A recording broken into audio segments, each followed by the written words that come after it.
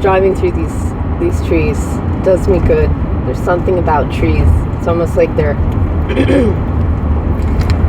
it's like they're an air filter, but for energy. They're just pulling the bad energy up off of me.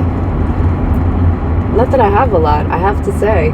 Getting out, taking a drive, being among people, it really did top off my battery, my soul battery. And I joke about that, but there's a concept there that's worth considering, is that we do kind of have a soul battery. We charge up with the positive energy that allows us to go forth with optimism and determination, and know that there's some comfort and support in there somewhere. It's not all rough edges and cold nights, right? And I think that we don't have a battery monitor. We have moods. I guess moods are the battery monitor. And when we don't do the things that charge up our soul battery, we don't necessarily realize how low the charge has dropped. And then we're like, what's wrong with me? Why am I like this? Maybe it's not like, why am I like this? Maybe this is like, what's my status and how did I get here and how do I change it? Which again is another good way of looking at things that allows me to say, look, I'm not feeling my best now. I've had enough bad days. I know they don't last forever, first of all. And I've had to try a whole variety of things to get me up and through and beyond them. So I have some knowledge and skills now. And so first of all, it's just a bad day. It will end. What is it? And this too shall pass, right? And so,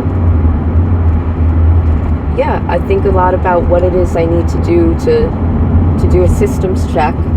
And often it's just my soul batteries running on a low charge. I need to talk with friends. I need to get out among people. I need to do something that allows me to feel that I'm giving back in some way. That sometimes it's just doing for others, the power of service. Back to talking about our drive for contribution, which I mentioned elsewhere. It was this idea that we want to contribute something. And yeah, sometimes it's just putting out what you need into the world. That was a powerful coping mechanism for me at times that were pretty bleak, and I didn't have much opportunity to do what it is I'm talking about due to any number of variables. And yet when I could get out, even though I was pretty chewed up myself, I would go out and I'd look at people and I'd smile at them and I'd be kind to them, and I'd still try to strike up conversations, because just going out and realizing other people might be having a bad day, other people might benefit from somebody just acknowledging them and saying some nice words in their direction, right? Like the idea that could benefit another. And often I would find people light up and they would bring a positive energy to me when I felt so depleted that all of a sudden, pow, pow, that little bit I put out caught with the little bit they had, and it started to just build up its own charge and become more greater than the sum of its parts kind of synergy. And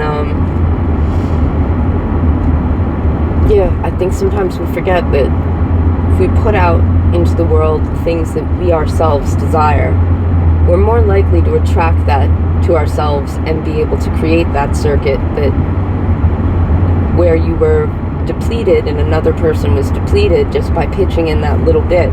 I love the story of Stone Soup. Everybody just pitched in a little bit and everybody got a feast out of it, right? So it's learning how to turn famine into feast by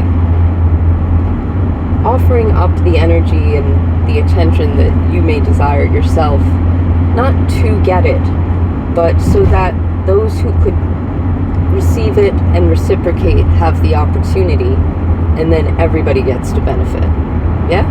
And it's not always possible. Sometimes you go into environments and people have there's like a contagion of crankiness, and your little bit of sunshine may not be enough to get through.